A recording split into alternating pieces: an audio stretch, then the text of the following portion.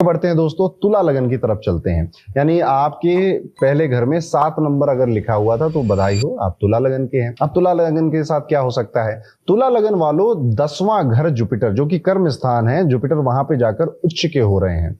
अब यहाँ पर देखने वाली बात है कि 10वां घर जुपिटर के लिए बहुत अच्छा होता नहीं है, बहुत पावरफुल होता नहीं, क्योंकि जुपिटर तो ठहरे पंडित जी, उनको मेहनत, कर्म, स्टेटस इन सब से मतलब है नहीं। जब जुपिटर वहां पर चला जाता है तो आपको डायरेक्शन नहीं मिलती। मतलब आप मेहनत तो कर रहे हो, आप चीजें एग्जीक्यूट भी शायद कर रहे हो, पर गलत गलत जगह पे। जैसे मैं ये वीडियो बना रहा हूं ना, और मेरा पूरा ध्यान चला जाए कि यार मैं सुंदर कितना लग रहा हूँ, मेकअप ठीक हुआ है या नहीं ठीक हुआ है, पर मैं कंटेंट पे अगर ध्यान ना दूं तो आप बताओ मैं सही दिशा में सोच रहा हूं या गलत। कुछ ऐसा ही तुला लगन वालों आपके साथ हो सकता है कि मेहनत है, एफर्ट है, क्योंकि जुपिटर आपके तीसरे और छठे घर के मालिक हैं। तीसरा घर मेहनत है और छठा घर एग्जीक्यूशन है।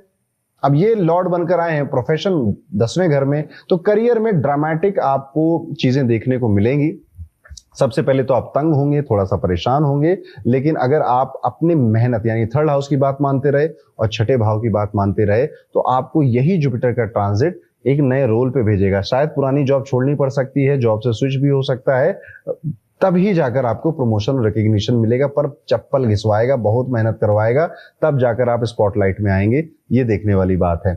आप ये भी देख सकते हैं कि आपकी जो मेहनत है, मतलब मेहनत तो जितनी अभी कर रहे हो समझ लो उसका 10 गुना ज्यादा करनी पड़ रही है। इस हद तक ये जुपिटर आपको मेहनत करवा रहा है। पहले से ज्यादा डिसिप्लिन बनना पड़ रहा है, पहले से ज्यादा अपने आप पे कंट्रोल करना पड़ रहा है। इवन आप शायद इतनी हार्डवर्क करो करियर में, अगर नहीं करोगे तो समझ जाओ ये ट्रांजिट काफी खराब जाने वाला है। अगर आप इसको बचाना चाहते हैं तो यही एक तरीका है आपके पास। इतनी मेहनत आप करें कि आपकी नींद खराब हो गई, खाना पीना आप थोड़ा सा भूल गए हैं, तब जाकर ये जुपिटर का ट्रांजिट आपको प्रमोशन और राइज दिखाएगा आपको। यहाँ पर एक चीज और देखने को मिलती है कि 10वां घर अथॉरिटी फिगर्स का भी घर होता है। इनसे डायरेक्ट आपका इंटरेक्शन हो सकता है। बॉस हो गए, गवर्नमेंट ऑफिशियल्स हो गए, सीनियर क्लाइंट्स हो गए, आप डायरेक्टली इनसे डील करोगे और वो आपको सीरियसली लेंगे भी। पब्लिक इमेज आपकी अपग्रेड होती हुई दिखाई दे रही है। जैसे कि लोग आपको अच्छा मान रहे हैं, लिंक्डइन पे फॉलोअर्स वगैरह बढ़ जाएं, प्रोफेशनल रिकग्निशन मिल जाए, या मीडिया आपको कवरेज दे दे, किसी न्यूज़पेपर में विजिबिलिटी मिल गई, जैसे ऑफिस में किसी सीनियर ने सबके सामने आपका नाम ले लिया तो आप एकदम से पॉपुलर हो गए। समथिंग लाइक दिस भी पॉसिबल है। इस टाइम पीरियड में आप देखेंगे कि आप ना बहुत फोकस कर रहे हो खुद के ऊपर, अपने नाम को बढ़ाने पे फोकस कर रहे हो।